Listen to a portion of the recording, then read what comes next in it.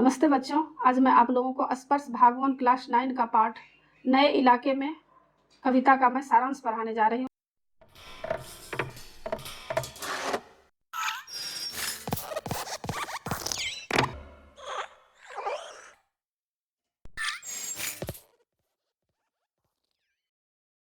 इससे पहले मैं इसका फुल एक्सप्लेनेशन भी की हूँ।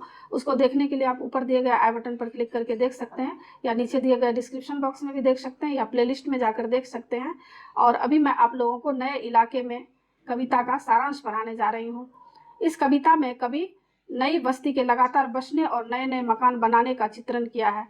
ऐसी बस्ती में गुजरते हुए मनुष्य प्रायः रास्ते भूल जाते हैं। नए नए निर्माणों के कारण या तो वह निर्धारित स्थान से आगे पहुंच जाता है या पहले ही मुड़ जाता है। यहाँ रोज इतना कुछ बन घट रहा है कि एक ही दिन में दुनिया पुरानी पड़ जाती है। अब तो दूसरों से पूछ पूछ कर पुराना घर पहुंचना पड़ता है। सचमुच आदमी के पास समय कम है। आदमी की पहचान समाप्त हो गई है। कोई हमें पहचान कर बुला ले, पुकार ले, यह आश्चर्यचकित अनुभव होता है। इस पाठ में कवि यह कहना चाह रहे हैं कि आज रोज नए नए मकान बन रहे हैं, और कभी जो सोचते हैं कि इस रास्ते से हम वहाँ गंतव्य जगह तक पहुँच जाएंगे, लेकिन ऐसा नहीं हो रहा है। वे जब जाते हैं तो रास्ते भूल जाते हैं, नज़र उनका धोखा दे जाता है, और कभी खोजते हैं।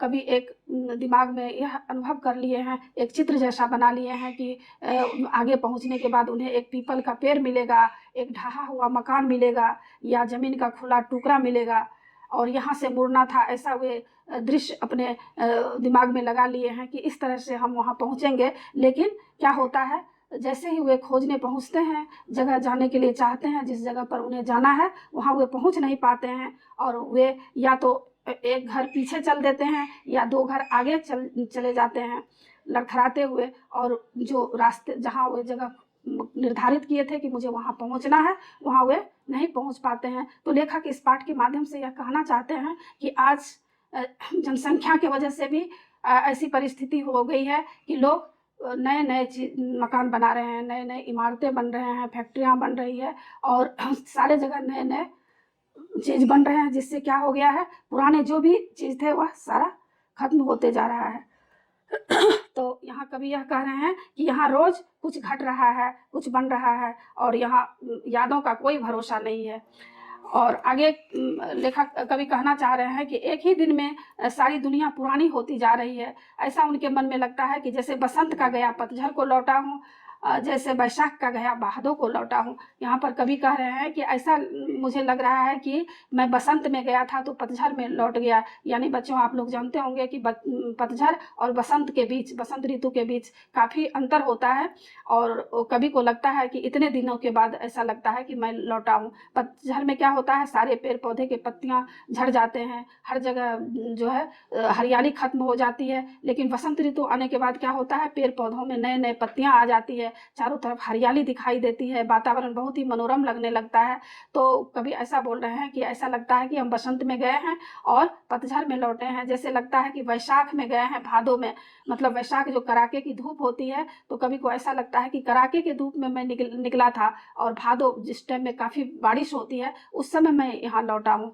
मतलब इतना अंतराल लग रहा है, लेकिन ऐसा अंतराल में वे निकले नहीं हैं।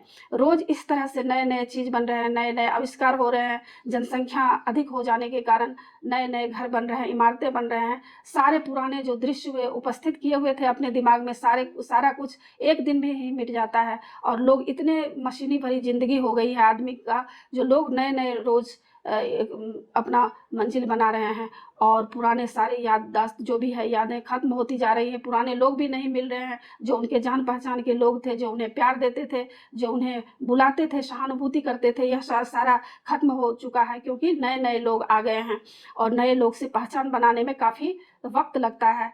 और यह सब देखकर कवि को बहुत ही वे दुख प्रकट कर रहे हैं।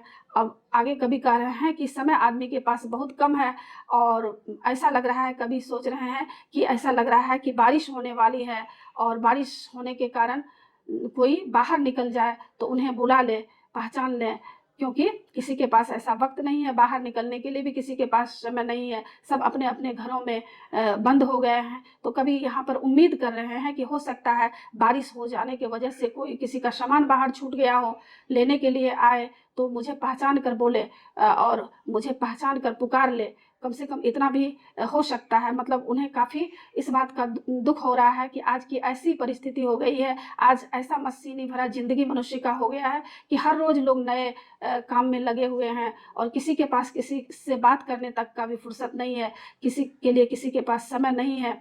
लोग मशीन के जैसा काम कर रहे हैं, ना पहले जैसे किसी के पास सहानुभूति है, प्यार है, ना मोहब्बत है। तो यह सब देखकर कवि को बहुत ही वे दुख प्रकट कर रहे हैं। तो इस कविता में इसी दृश्य को उपस्थित किया गया है। तो आशा है आप लोगों को समझ में आ गया होगा, और अगर अच्छा लगे तो ज़रूर सब्सक्राइब कीजिएगा। सब्सक्राइब के बगल में बेल आइकन बटन है, उसे क्लिक कीजिएगा, लाइक कीजिएगा और शेयर कीजिएगा। कमेंट्स ज़रूर कीजिएगा कि यह पाठ आपको कैसा लगा। फिर मैं नए पाठ के साथ आपसे मिलूंगी। धन्यवाद।